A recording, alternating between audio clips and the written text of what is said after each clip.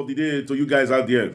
I say good morning, good afternoon, and good evening, depending on your time zone and when we are able to upload this video. This is INI TV.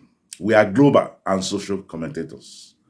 Today in the studio, we have a prominent guest in our midst. This is the second time he's coming to us, or the second time we are inviting him, and we are glad that each time we invite him, he accepts our invitation. He is no other person than the founder and the first president of Nigerian Association in Spain, precisely Canary Island. He was the founder and the first president of the association. What the association is all about?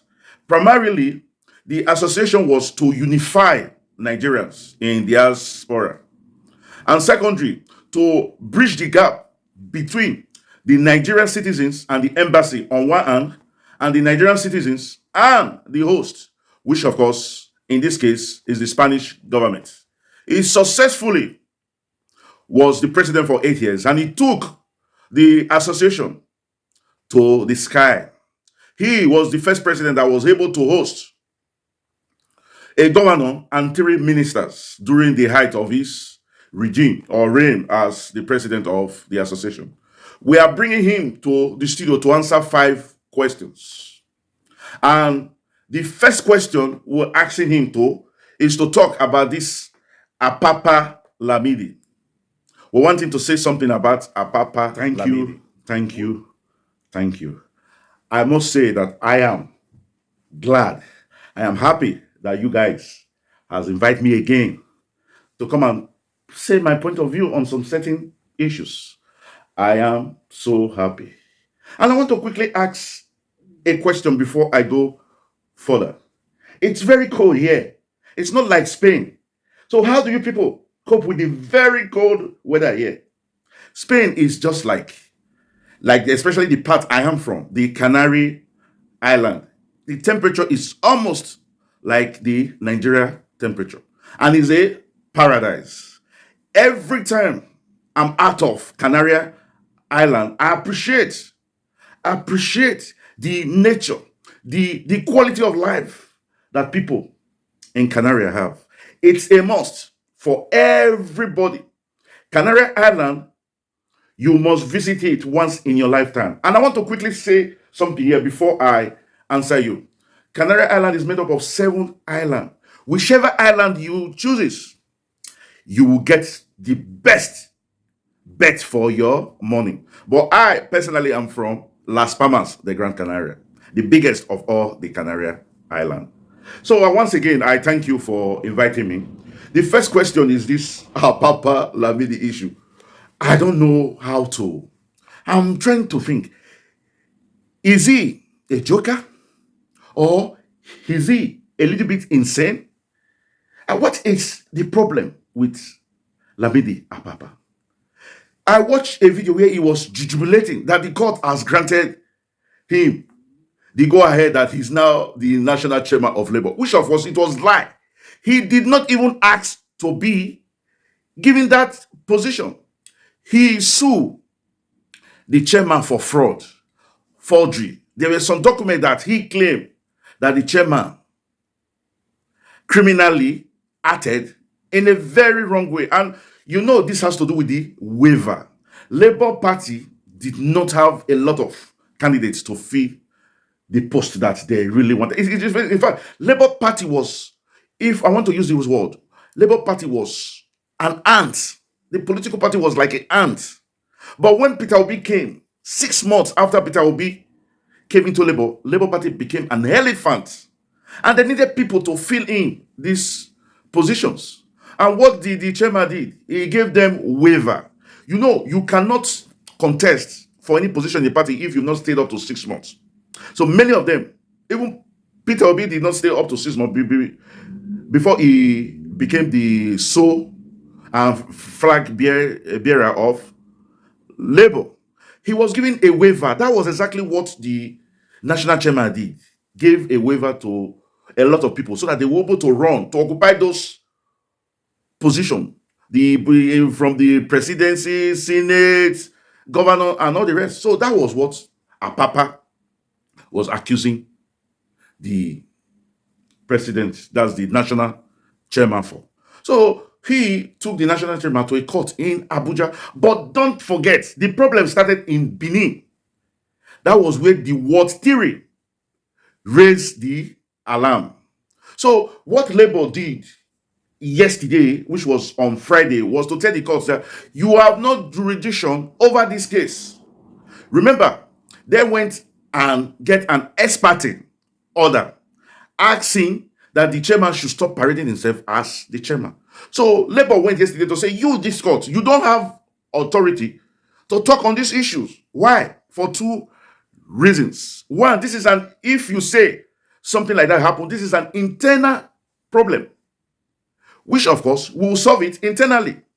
And two, this issue that you are complaining about happened in Benin, and you, a court in Abuja, is raising an alarm. So the court now say yes, they want to go ahead and talk on the issue.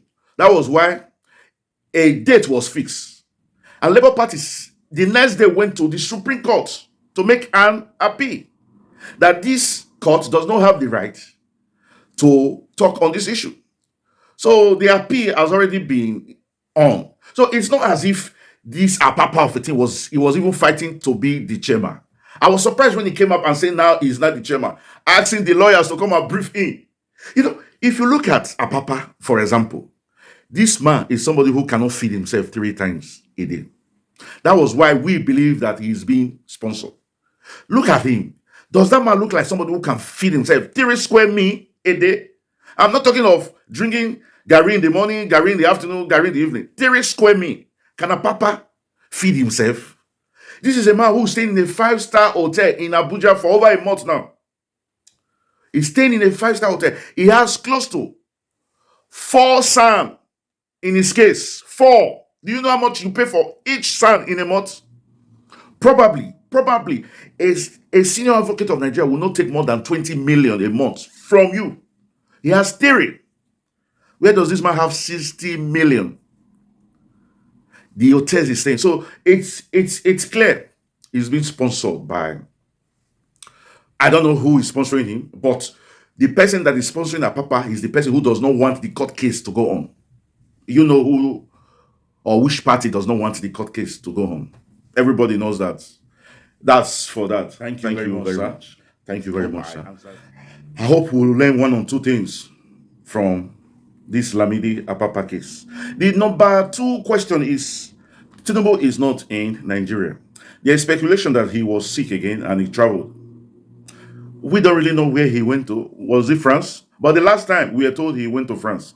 Now we were told that he went to meet investors. So how do you see this constant traveling? And this issue about the inauguration, the swearing in that is coming in so soon. How do you see this issue, sir? Thank you. Question, like you said, is the Tinubu Europe tour. The last time, we were told that he went to rest. But when he came back, he had this, what do you call it, drip adapter in his hand. So which means he didn't go to rest. He was sick. And now they are telling us again that he went for a business transaction or to get investors. You and I know that that's a lie.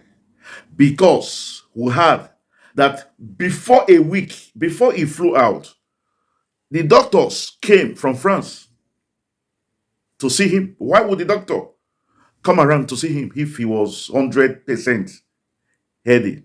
And apart from that, the adapter that was left in his hand is an indication that this treatment has not ended. So he went for, that's I believe, allegedly went back so that he will finish his treatment. Will he be able to make the May 29 swearing in? I bet Bola Ahmed Tinubu is a desperate man. He wants to be the president of Nigeria. He would not mind asking the doctors, discharge me. I want to attend my swearing in ceremony. I just hope things go well with him. Thank you again. And now this will lead us to the third question, which is the APC. Do I say internal crisis or problem? Because now it looks as if the APC have decided to cut those from the southeast away. And the Igbos are annoyed with what the APC is doing to the Igbos. They are thinking of zoning, like what will land, thinking of zoning the third and fourth position to the south-south and to the north-west. So the issue is the north central has been left. So what's your take on this, sir? Thank you. Yeah, you talk about internal crisis in APC. Is it I saw this coming. You know, if you lie to get your way through, you will keep lying. And if you have done something wrong, the only way to cover up that wrong is to do other wrong.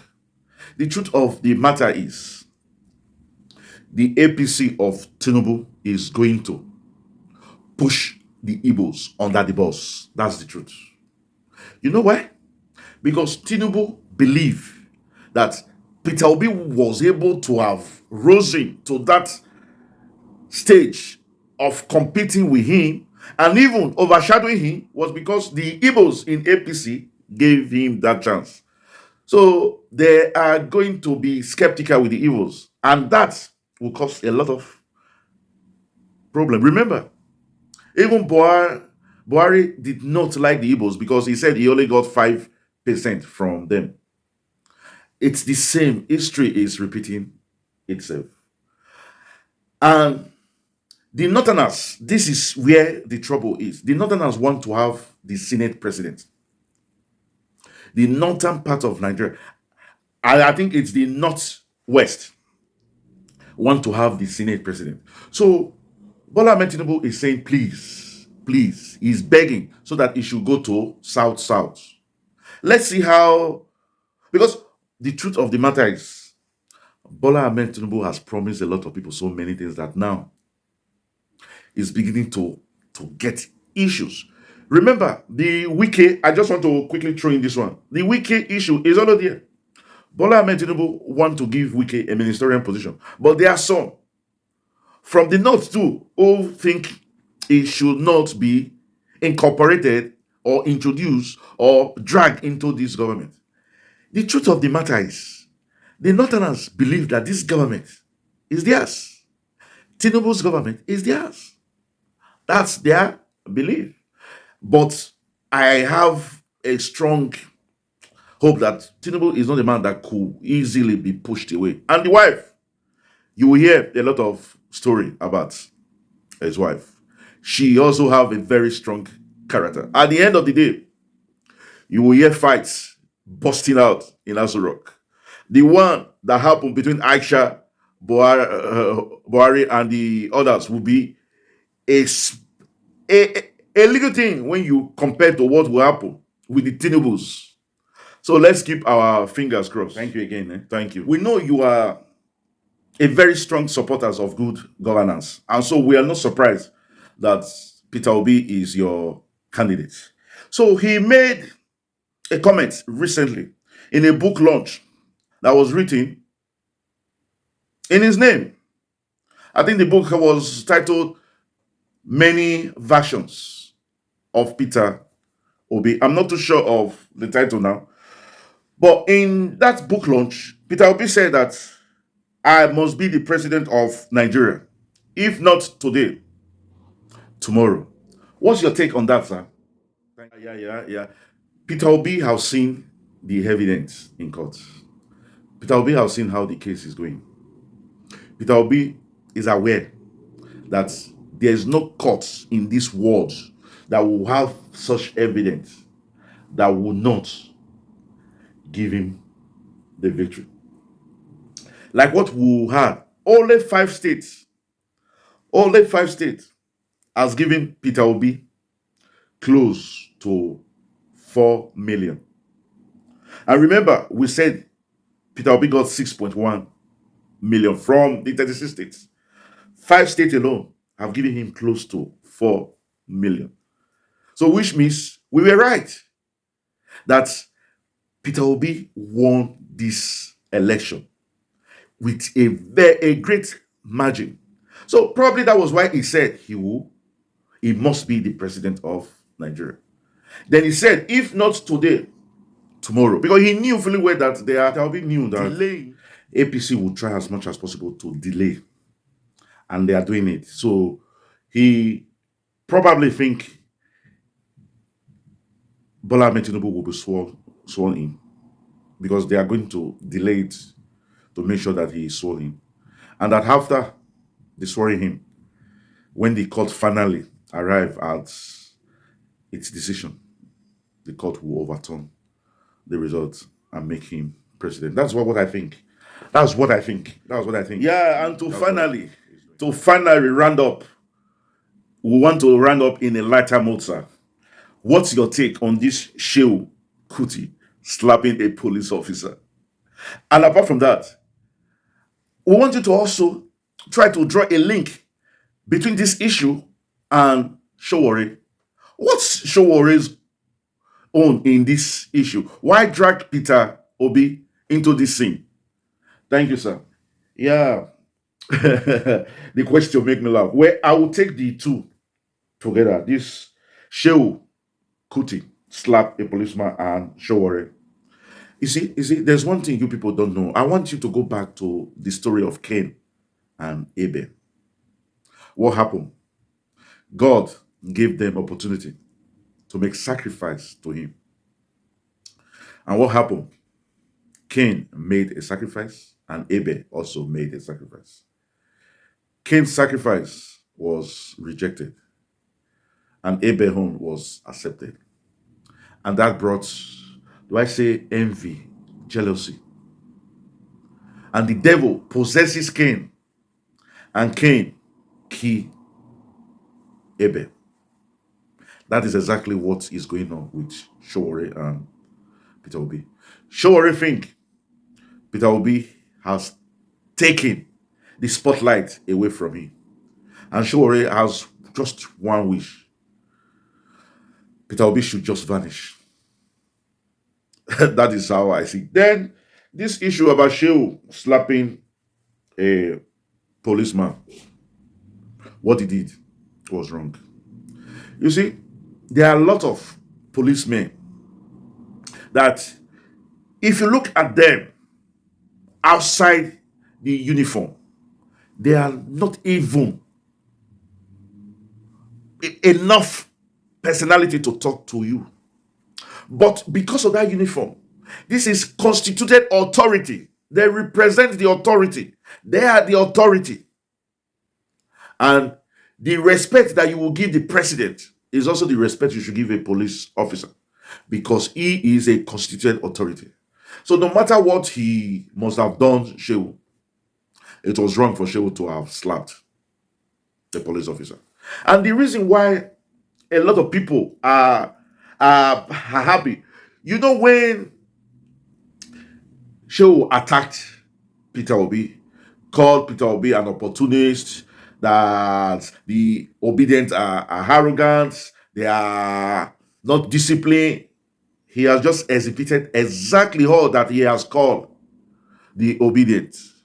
So that is why the obedient say, just look, this is you that have said we are this, we are this, we are this, and you have even done worse. Well, I want to tell him to come out, make an apology to the police and all Nigerians. Although he will still go for it, the police will not let him go unpunished, because he's a personality. And if they're living like that, it will mean that they are giving a favoritism, or their approach to society peoples are different. And they will want to use him as a scapegoat. That was why I said he should come out and apologize to the police, the government, Nigeria, the obedient, and everybody, so that his punishment will be mild. Thank you. Thank you. Thank you. Thank you. We are so happy that you have come to this TV to help us with some certain issues that has been bothering us. It's good to hear another's point of view outside this crew. And that is why we always say, thank you, sir, for coming. We appreciate you, and we will not take your presence for granted. And for our viewers out there, this is Ini TV. We are global and social commentators. Remember, if it's the first time you're coming across our video, again, this is Ini TV. We are global and social commentator. I will ask you to please like and comment. And don't forget to subscribe to this channel. After you subscribe, just press the notification bell button so that each time we upload video, it comes directly to you. And for our returning subscribers, we say thank you, thank you, thank you. As it is the culture in this channel, we'll catch you when we make another video. Until then, we'll say chooks, adios, au revoir, hasta la vista. Thank you. Bye-bye.